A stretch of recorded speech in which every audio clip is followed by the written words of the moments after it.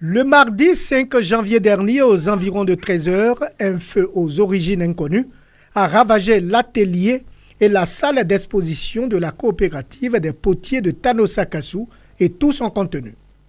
Aucune perte en vie humaine n'est signalée, mais les dégâts matériels sont énormes. Coût du préjudice, près de 30 millions de francs CFA. Voici donc ce qui reste de ce bâtiment des potiers de Tanosakasu. Construit en 1986 par la coopération française, c'est dans cette fabrique artisanale que sortent de nombreuses pièces de poterie vendues à travers le monde entier.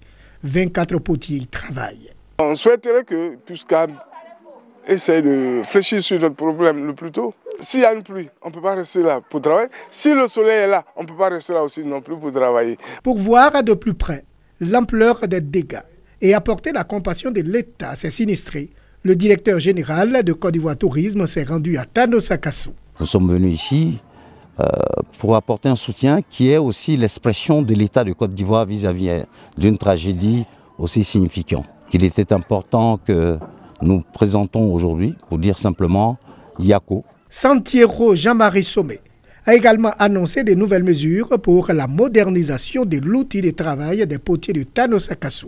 En cette période d'Armenton, les incendies sont légion dans la région nord et centre de la Côte d'Ivoire. Maisons, plantations et forêts domestiques ne sont pas épargnées par les flammes. Prudence donc. Des vivres et non-vivres et une enveloppe, le tout d'une valeur de 2 600 000 francs CFA. C'est le don des femmes du Conseil économique et social à la pouponnière Les Anges d'Adiaké. Un geste qui a pour objectif de traduire le soutien de l'institution à ses enfants en situation difficile.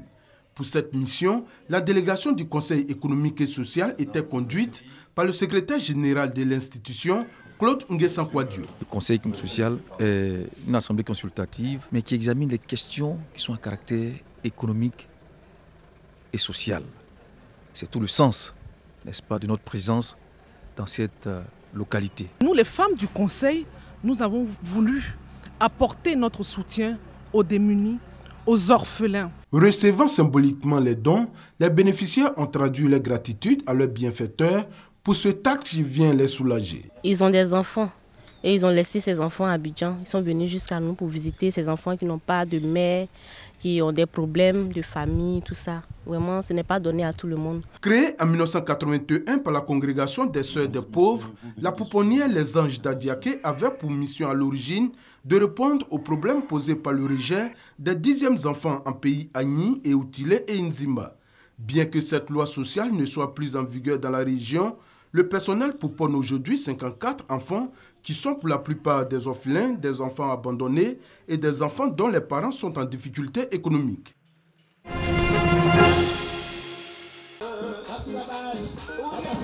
Cris de joie, danse et remise de cadeaux à l'occasion de cette 10e journée nationale en faveur des enfants handicapés. Les enfants handicapés et les enfants de parents handicapés se sont retrouvés le temps d'une journée pour oublier les contraintes liées à leur situation. Pour l'Union nationale des femmes handicapées de Côte d'Ivoire, UNAFESI, l'organisation d'une telle journée consacrée à l'émancipation de l'enfant handicapé revêt toute son importance. On constate que quand il y a des grands rassemblements d'enfants, nos enfants sont absents. Les enfants handicapés ne sont pas là. Donc il fallait créer quelque chose de spécifique pour montrer qu'ils sont capables, comme tout autre enfant, de faire ce que les autres enfants font. Selon l'UNAFESI, beaucoup reste à faire pour garantir l'accès équitable des enfants handicapés aux infrastructures d'éducation au même titre que les enfants dits valides. Et cette journée en faveur des enfants handicapés a été la lucane pour le mentionner. Le thème de cette journée aujourd'hui, c'était d'abord présenter les vœux, faire des cadeaux aux enfants. Mais indépendamment de cela, c'était de parler un peu de l'école gratuite, l'éducation gratuite pour les enfants de Côte d'Ivoire. Et la question était de savoir, parmi ces enfants qui avaient droit à l'éducation gratuite, où était la place de nos enfants handicapés? Il faut des mesures d'accompagnement. Parce que comme vous le savez, les personnes handicapées ont des besoins spécifiques en fonction de leur handicap. On veut faire l'école gratuite pour tous les enfants. Mais ceux qui sont frappés d'handicap, est-ce qu'il y a des mesures d'accompagnement pour pouvoir leur permettre d'avoir accès à l'école? L'Union nationale des femmes handicapées de Côte d'Ivoire, initiatrice de cette journée, a été créée en mars 2006. Elle compte à ce jour plus d'1 millier de membres. Elle regorge de personnes atteintes de tout type d'handicap, aussi bien physique, sensoriel qu'intellectuel.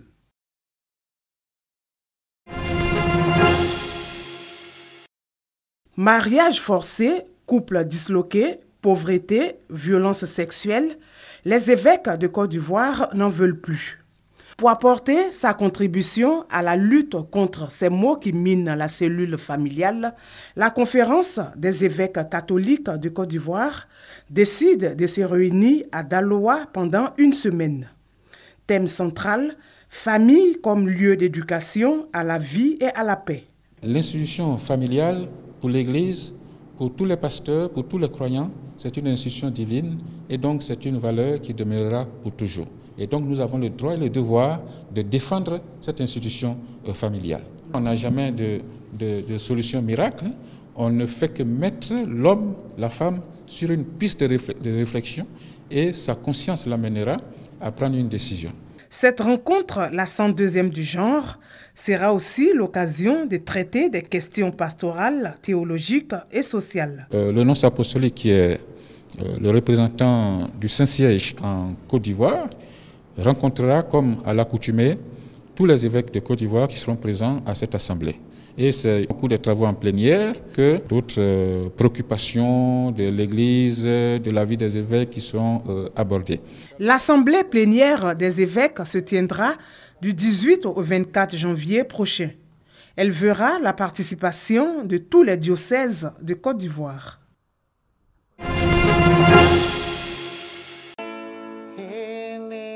Ce musicien a beau être derrière les barreaux, il pourrait bientôt connaître une renommée mondiale. Il fait partie du groupe de la prison Zomba dans le sud du Malawi et leur disque est nominé pour devenir le meilleur album musique du monde aux prestigieux Grammy Awards, les Oscars de la musique aux États-Unis. L'album a pourtant été enregistré dans des conditions difficiles. Cette prison est conçue pour accueillir 300 détenus, mais en réalité, près de 4000 personnes y sont entassées. C'est ici que j'ai découvert mon potentiel. Je me dis toujours que si j'étais à l'extérieur, si je continuais à faire ce que je faisais, je me serais fait tuer ou je serais dans une situation terrible.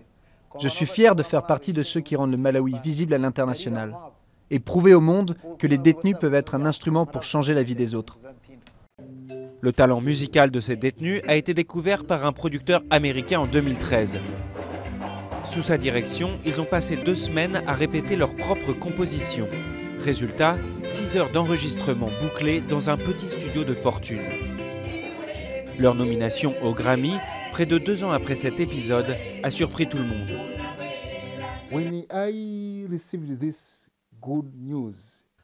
Quand j'ai reçu cette bonne nouvelle, j'ai demandé « C'est quoi un Grammy ?»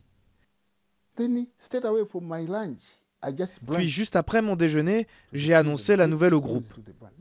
Ils étaient surpris. Nous, les Grammy? Certains savaient ce que c'était.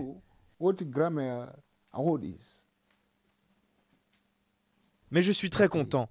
Et cela a encouragé d'autres prisonniers.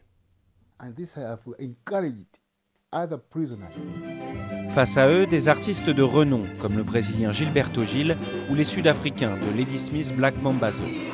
Hélas, aucun membre du Zomba Prison Project ne pourra se rendre à la cérémonie de remise des prix à Los Angeles en février. En revanche, leur premier album, I Have No Everything Here, littéralement « Je n'ai pas tout ici », trouvera certainement un écho dans le monde entier.